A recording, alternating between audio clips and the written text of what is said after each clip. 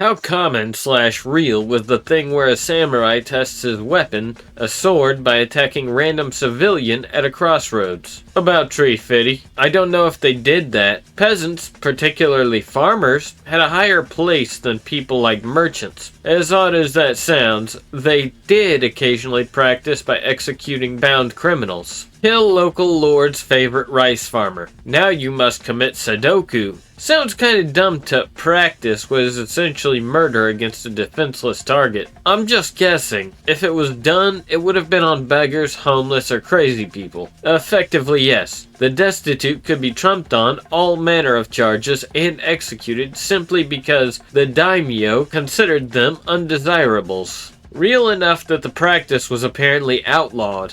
Plenty of shit that isn't actually happening has been banned because of moral panics. Just because a law was made doesn't mean it was commonplace. The whole testing a new weapon seems like a shitty defense for chimped out at a random person over road rage or some shit. But because the passerby was an actual nobody with no recourse, they made a law specifically forbidding using this retarded defense in the future. I haven't been able to find out if it was really commonplace. Statistics weren't really kept at the time. But I think it wasn't really that common. Executioners were sometimes paid to test new swords on criminals sentenced to death or on corpses. It doesn't seem likely for a daimyo getting a new sword, mounting on his favorite horse and beheading a random peasant. Most cases of Tsujigiri were probably something like 9-6 is describing. More of an excuse than reason to kill something for some perceived disrespect. Furthermore, most samurai were, nominally at least, Buddhist,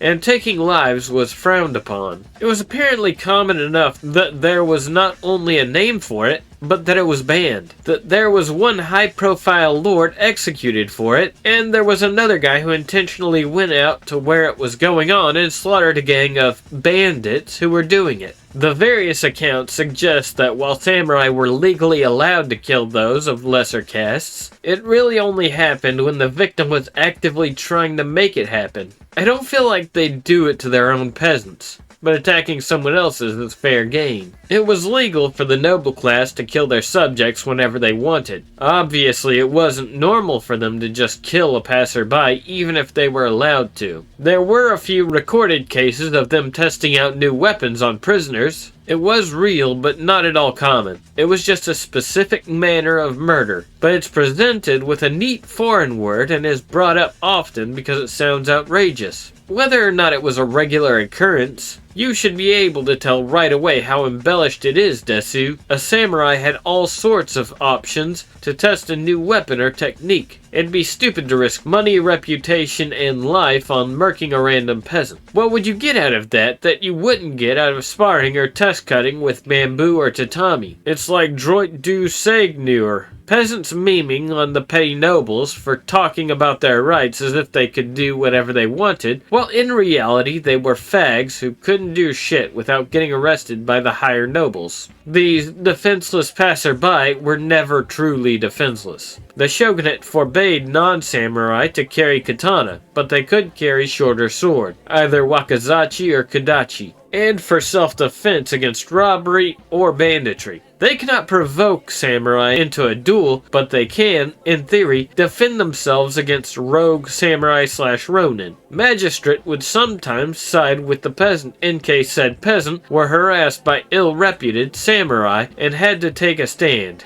Annoying faggot in town constantly pissing everyone off. Many complaints to the local samurai. Who is responsible for keeping order? Whacks the guy at night. Everyone acts like it was some random act of cruelty with no motive and goes on happily with their lives. The modern equivalent would be zeroing your rifle at the homeless encampment. And it would be based. Almost never. A samurai could strike down a peasant, but would have to justify his actions. If found unjust, his lands and wealth could be stripped and be disgraced. It happened in the Sengoku Jidai because no one was really policing it during a massive war. But in the Edo period, it was illegal and you would be executed for doing it. If you wanted to test a new sword on a person in the Edo period, you would just go execute criminals like everybody else did. Yamamoto Tsunetomo talks about doing this in the Hagakure.